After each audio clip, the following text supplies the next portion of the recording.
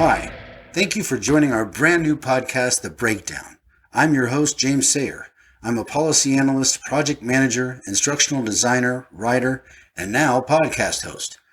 We created this show to tackle the tough issues, questions, and topics that face us today, and to do so fully, fairly, and respectfully, with allegiance to no one but the truth, as determined by the best available evidence and the best reasoned arguments. We want to go deeper and ask questions that other news outlets and sources have not, cannot, or are not willing to ask. Our approach is unsparing but kind and respectful, as all civil discourse should ever be. We hope you find the show both enlightening and entertaining, and that you come away with some fresh perspectives on all kinds of topics, and a lot to think about. So there it is.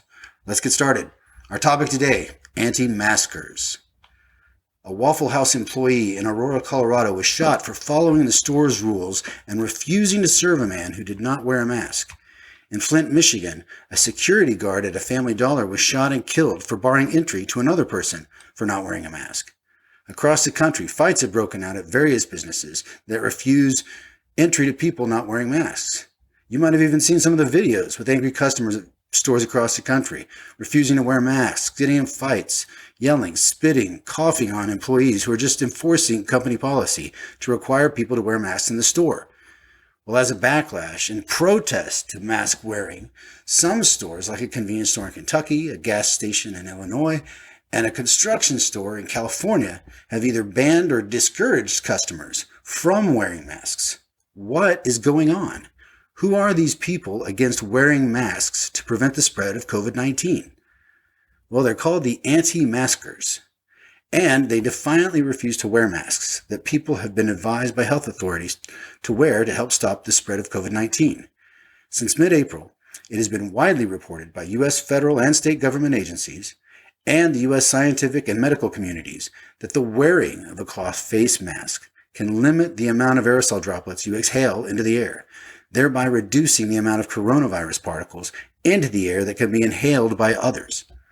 A high proportion of people with COVID-19 have been shown to carry and spread the virus while displaying no symptoms at all.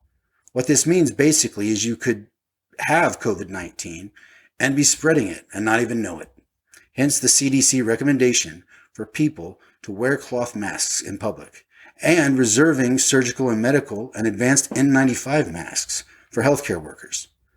Now, the World Health Organization does not currently recommend mask wearing because they claim there's insufficient evidence to support the use of mask wearing as a means to prevent the spread of COVID-19, and they say more research is needed. Now, this is a very new disease, and it is very true that more research is needed. But according to the CDC, the National Institutes of Health, President Trump's health advisors, and most U.S. health experts all agree there is new evidence that face masks, even cloth ones, help limit the spread of COVID-19. Now, some medical studies, including one Hong Kong laboratory study published in April 2020 in the edition of Nature Medicine, showed that the use of surgical masks can reduce the rates of virus transmissions. Other studies, such as one in November 2019 in the edition of the Journal of Aerosol Science, have shown that the use of a cloth mask prevents aerosol droplets much smaller than the coronavirus from leaving the mask, which indicates that the mask limits the aerosol droplets that would carry COVID-19. Additional research published in April 2020 by the American Chemical Society found that higher weave density cotton masks work best in preventing the transmission of virus particles, especially in conjunction with additional layers of fabric to prevent coronavirus transmission. Also, most countries that employ a wide use of mask wearing, such as China, South Korea, Singapore, and others, have been shown to have much lower transmission rates of the coronavirus. So, according to this new evidence, mask wearing, along with washing your hands often, coughing and sneezing into the inside of your elbow, and social or physical distancing from others, can dramatically reduce the rate of coronavirus transmission. So, if there is even a small, minute chance that this new evidence supporting mask wearing is true, why do these anti-maskers choose not to wear masks if it could save people's lives? What's the deal? Let's find out. In our research on this topic, we found that there's basically three main reasons typically given by anti-maskers for not wearing masks. One, Some claim they can't wear a mask due to medical conditions. 2, others say they're uncomfortable and they cause damage to their face. 3, others claim it's an unconstitutional intrusion on their rights to require them to wear a mask. So, are there medical conditions that prevent some from wearing masks?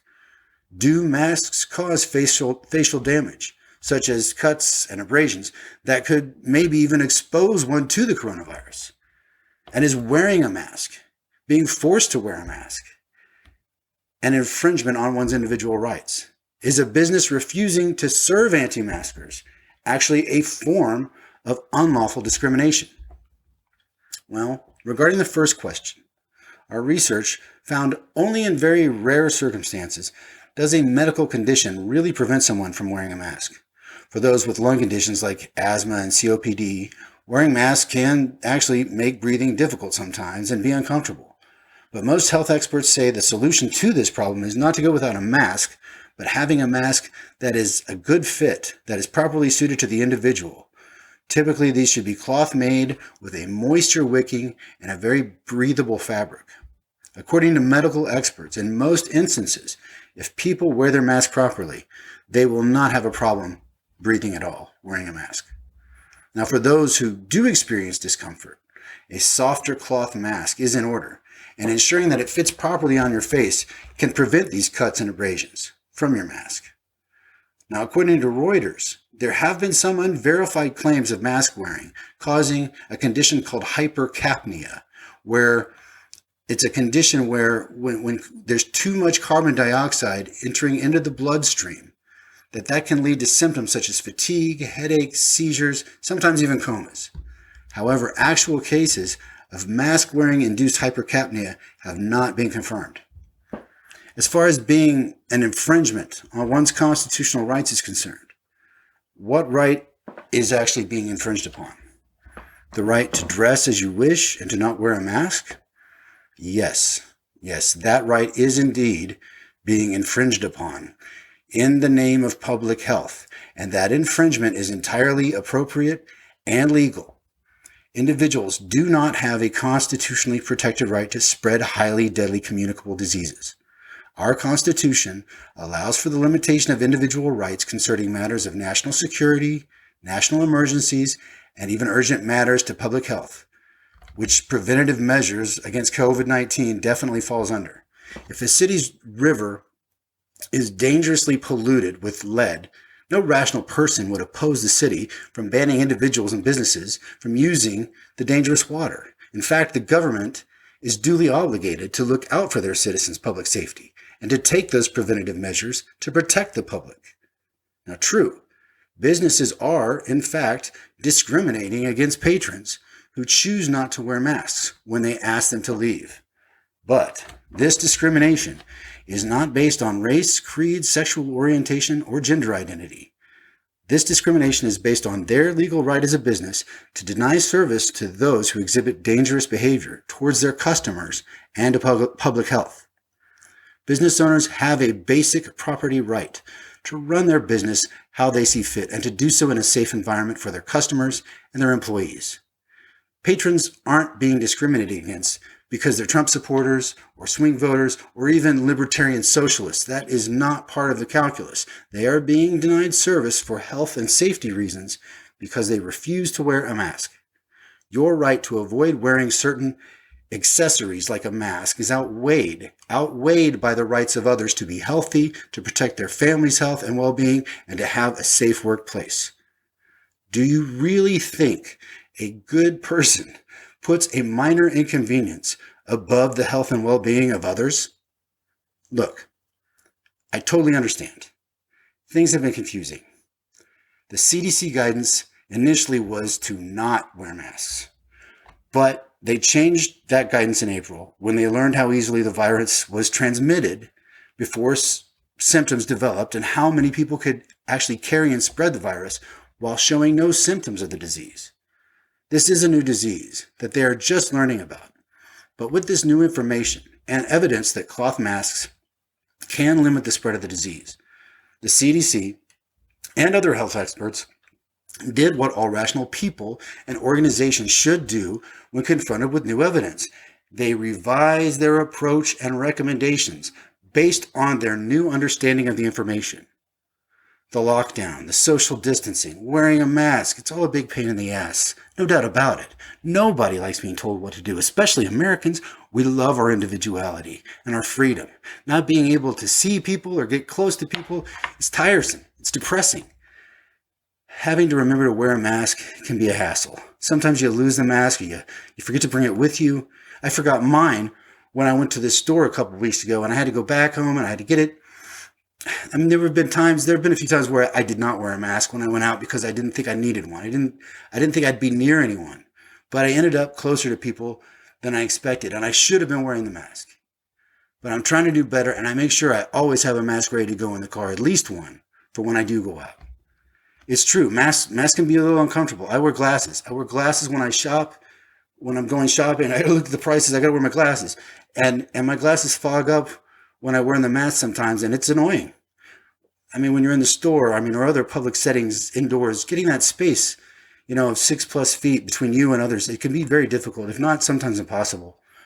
Having to do these things in a different way and always be thinking about not touching things, not touching your face, washing your hands a lot, and keeping a safe distance from others is frustrating and it's stressful. But it is how we can slow the spread of the virus and protect ourselves and our families and our fellow Americans from getting terribly sick or even dying. There are some jobs and situations where just social distancing and even mask wearing they're not possible. But for most of us it is. It is possible, and it's a small price to pay. Now, evidence has shown that U.S. states such as Washington, New York, Pennsylvania, Massachusetts, New Jersey, that their early numbers of cases, they had huge spikes in cases with massive fatalities.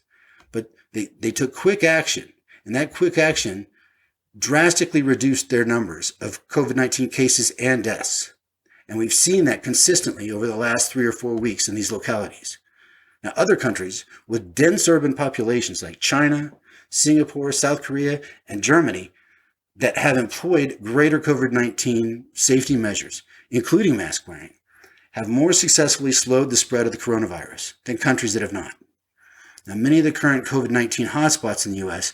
are areas where resistance to social distancing and mask wearing have been strongest, like Arizona, South Carolina, Alabama, Arkansas, Mississippi, Texas, and rural counties in Virginia. Look, we all want to get the economy running again and get back to living our lives as much as we can, like we were before. But if you really are an American patriot, you will do your very best to wear a cloth mask in enclosed public places, and the more layers, the better. And make sure it's fitted properly on your face so it works and it doesn't scratch or irritate your face. You can go to cdc.gov for important COVID-19 safety tips and instructions on how to properly make and wear your cloth masks.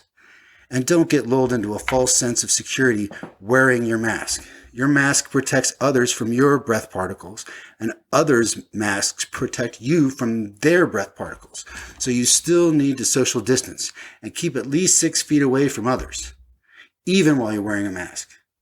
This won't last forever, but it's way too soon to stop taking precautions when COVID-19 cases continue to climb, and we now have over 109,000 U.S. dead in just the past 3 months. So wear a mask for yourself, for your family, and your fellow Americans.